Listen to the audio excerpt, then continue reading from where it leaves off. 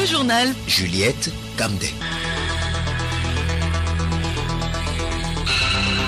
Bonjour. Au sommaire de cette édition, l'épidémie au coronavirus, le Togo enregistre un décès. L'exécutif a désormais le titus du Parlement pour prendre des décisions par ordonnance. Les spécialistes appellent au respect des mesures et consignes barrières par tous. L'Afrique compte environ 4000 cas confirmés de Covid-19 dans environ 46 pays. Les nations adoptent de plus en plus le confinement. Les Maliens se rendent aux urnes ce dimanche pour des législatives malgré l'épidémie de coronavirus. Le pays recense 18 cas déclarés et un mort.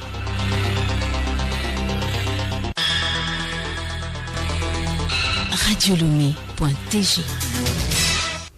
Le Togo a enregistré un décès dû au Covid-19. Vendredi, les parlementaires ont donné plein pouvoir au gouvernement pour légiférer par ordonnance. Dans un communiqué du gouvernement, le ministre de la Santé revient sur la diffusion indécente des images d'agonie du confrère Alizou Dominique emporté par le Covid-19. Moustapha Mediawa, ministre de la Santé. Communiqué du gouvernement. Le Togo vient d'enregistrer son premier cas de décès à l'infection au Covid-19. Il s'agit de M. Dominique Alizou, journaliste de son État, âgé de 49 ans, qui a été admis le 22 mars 2020 après un récent séjour de 2 semaines en Belgique. Ce décès est survenu le 27 mars 2020 au soir, au centre de prise en charge dédié au CHR Lomé Commune. Le gouvernement présente ses sincères et vives condoléances, ainsi que sa profonde compassion à la famille éplorée et à tous les professionnels de médias. Malheureusement, des images choquantes du malade agonisant sous soins médicaux ont été diffusées sur les réseaux sociaux par des personnes indélicates pour émouvoir l'opinion publique. Ce comportement immoral constitue une violation flagrante des dispositions pénales relatives à l'intimité de la personne qu'il convient de poursuivre et de punir. En conséquence, le ministère de la Justice prend d'ores et déjà toutes les dispositions pour la mise en mouvement de l'action publique pour situer les responsabilités en vue de la sanction de tous les auteurs et complices de ces faits délictueux. Fait à Lomé, le 28 mars 2020, le gouvernement. La suite du journal, professeur Mireille David, virologiste et bactériologiste à l'université de Lomé, était l'invitée du journal des précédentes éditions. Elle s'est prononcée sur les cas contacts et comment ils sont suivis. Je vous propose d'écouter cet extrait. Nous avons 370 contacts dans le pays. Ces contacts ne sont pas malades. Ils sont différents des cas confirmés, isolés, hospitalisés à l'hôpital de Kégué. Sur ces 370 cas contacts, nous avons pu retrouver 294 personnes qui sont suivies et 88 d'entre elles sont à l'hôtel Ibis. Les autres sont confinés à domicile grâce à des équipes qu'on a mis en place au niveau des districts sanitaires. Elles sont suivies par ces équipes qui sont particulièrement formées, qui vont, pour les personnes confinées à domicile, intervenir par téléphone, par visite à domicile. On les sensibilise, on les encourage à rester chez elles. On leur demande de prendre leur température 2 fois par jour et on s'inquiète de savoir si elles ont le moindre signe qui nécessiterait leur évacuation dans un milieu hospitalisé.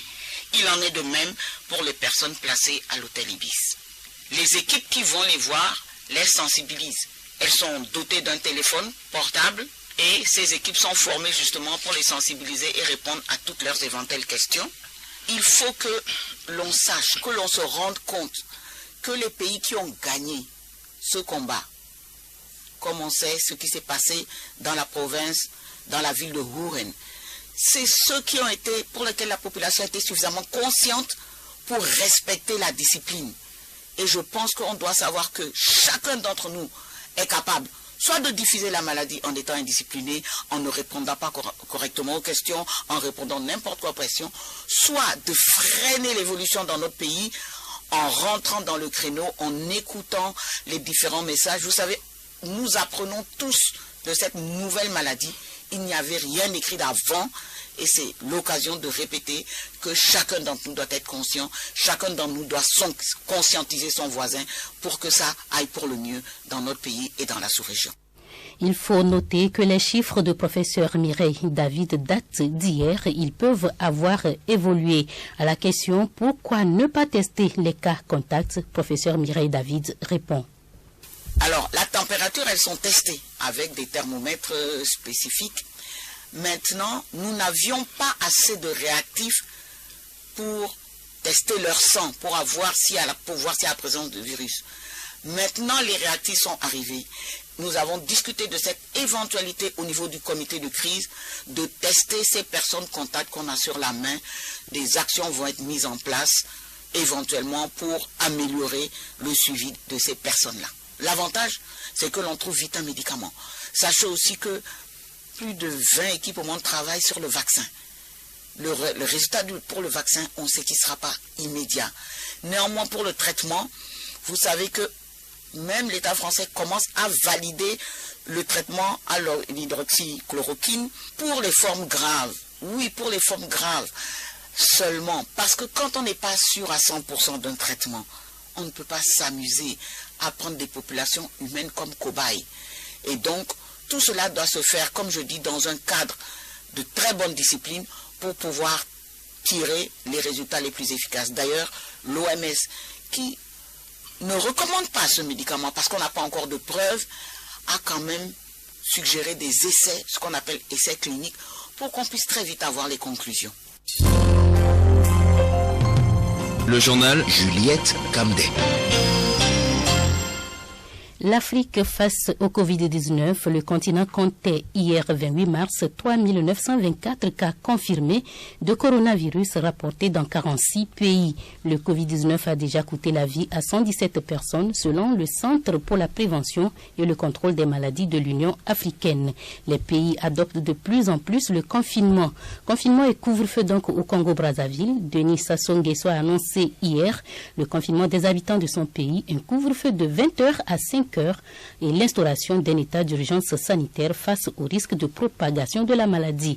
De Madagascar au Kenya, exode des transhumances à pied, en vélo, des centaines de Malgaches fuient la capitale Antananarive depuis plusieurs jours pour se réfugier à la campagne. Les Kenyans également prennent d'assaut les minibus collectifs pour s'éloigner des grandes villes en Afrique du Sud. Coups de fouet et tirs de balles en caoutchouc. Hier matin, devant un supermarché de Johannesburg, la police sud-africaine a dispersé une foule qui ne respectait pas les consignes de distance sociale. Le président Cyril Ramaphosa a décrété un confinement sans précédent de 3 semaines dans son pays, le plus touché en Afrique par le Covid-19. Au Ghana à côté, à son tour, le président Nana Akufo-Addo a annoncé vendredi des mesures de confinement dans 2 régions. La circulation sera restreinte dès demain dans la zone métropolitaine du Grand Accra, mais aussi dans la zone métropolitaine du Grand Kumasi pendant 2 semaines. À Lagos, au Nigeria, la ville la plus peuplée d'Afrique, le temps est suspendu. Les marchés et les rues sont déserts. La trépidante mégapole s'est donc figée. Les autorités ont appelé les Nigérians à rester chez eux. Pour mieux guérir, au Cameroun, le ministère de la Santé publique a annoncé samedi le lancement d'une campagne de prévention et de dépistage au Covid-19 à Douala, la capitale économique du pays. Des nouvelles du président de la Commission de l'Union africaine, Moussa Faki Mahamat, a annoncé samedi avoir été testé négatif au nouveau coronavirus et il observe une quarantaine de 2 semaines après qu'un membre de son équipe a contracté le virus. Emmanuel Adamé, les Maliens, eux, se rendent aux urnes ce dimanche pour des législatives et ce, malgré l'épidémie du coronavirus. Les élections législatives maliennes déjà 2 fois reportées ont finalement lieu ce dimanche 29 mars en pleine épidémie de Covid-19. Le pays compte à ce jour 18 cas déclarés ainsi qu'un mort. Les bureaux de vote ont ouvert à 8 heures temps universel. Au quartier Mali, dans le sud de la capitale, quelques personnes étaient déjà devant les portes des bureaux avant l'ouverture. Il s'agit de l'un des plus grands centres de la capitale. Plus de 9000 personnes y sont inscrites selon son président. La journée de vote s'annonce particulière en raison de la de l'épidémie de Covid-19. À l'entrée des bureaux, on peut voir une affiche de sensibilisation et un robinet pour se laver les mains, même si tous les visiteurs ne s'y soumettent pas. La majorité d'entre eux portent un masque. La grande question de la journée sera celle de la participation.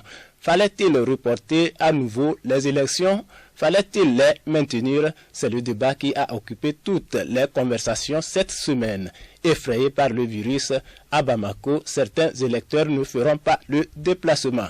Selon le ministre de l'administration du territoire, il y a une semaine, seul un quart des électeurs avaient récupéré leur carte de vote, un chiffre inférieur au taux de retrait national qui est de 60%.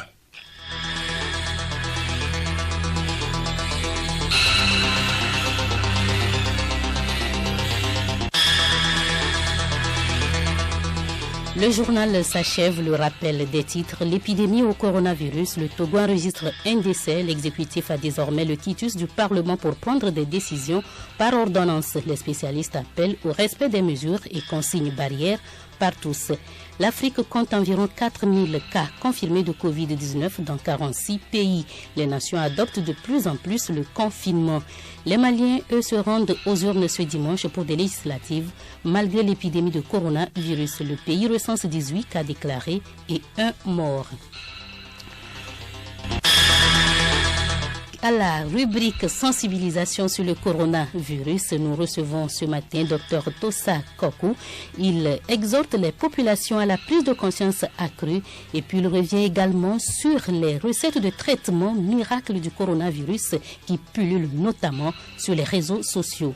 Notre préoccupation aujourd'hui, c'est la légèreté avec laquelle, à différents niveaux, les gens continuent de franchir les frontières nationales. Dans les marchés, les gens ne respectent pas les consignes, ne respectent pas les gestes barrières. Les gens se retrouvent toujours dans les bars la nuit. Les gens continuent à rassembler les populations dans les églises et autres lieux. Les gens font des cérémonies familiales et autres et se retrouvent comme si de rien n'était. Ça, c'est des façons de mettre en péril la vie des communautés. Il faut vraiment que nous prenions conscience. Quand on voit la situation, par exemple, en Italie, on peut dire que c'est les plus vieux qui paient le lourd tribut parce que c'est eux qui font la forme grave, c'est eux qui décèdent. Mais aujourd'hui, il y a beaucoup de gens dans la population déjà qui ont le virus, qui ne manifestent pas de signes. Qui sait celui qui manifestera le signe? D'autant plus que on peut l'avoir, on peut avoir le virus et ne pas manifester. Ça veut dire que le problème n'est pas visible, le problème est invisible. Il faut être prudent. La maladie est là, on ne peut pas sentir son ampleur parce que il y a beaucoup de porteurs asymptomatiques et même les personnes qui ont été testées positives, beaucoup parmi elles ne manifestent pas de signes. Alors il faut être prudent parce que qui sait celui qui va être malade et va aller dans les hôpitaux. Plus le nombre augmente, plus le nombre des malades graves aussi va augmenter. Et c'est là où on risque d'enregistrer des morts. Et qui veut mourir parmi nous? Qui veut que quelqu'un meure dans sa famille? Je pense qu'il faut que les gens prennent conscience. Les petites recettes qui sont vantées ça et là, ça reste de l'objet de la subjectivité. La science mesure et donne la sécurité, l'assurance. Nous n'avons pas de sécurité, nous n'avons pas l'assurance avec les mesures que chacun trouve dans son coin. Ce n'est peut-être que des mesures adjuvantes. Ça ne peut pas être des mesures sûres, puisqu'on n'a pas de garantie de sécurité avec ces mesures-là. Donc, si la situation ne s'améliore pas et que les cas continuent de survenir, nous l'aurons cherché, on sera amené probablement à raffermir les mesures, à les renforcer, les mesures de confinement, et ce sera beaucoup plus de problèmes parce que les gens ont besoin d'aller au marché. Le Burkina a fermé les marchés. Vous voulez qu'on en arrive là? Essayons de respecter les règles pour éviter que nous ne soyons amenés à beaucoup plus de sacrifices que ce que nous faisons déjà. Radio Lomé, boîte postale 434, email radiolomé@radiolomé.tg. radiolomé.tg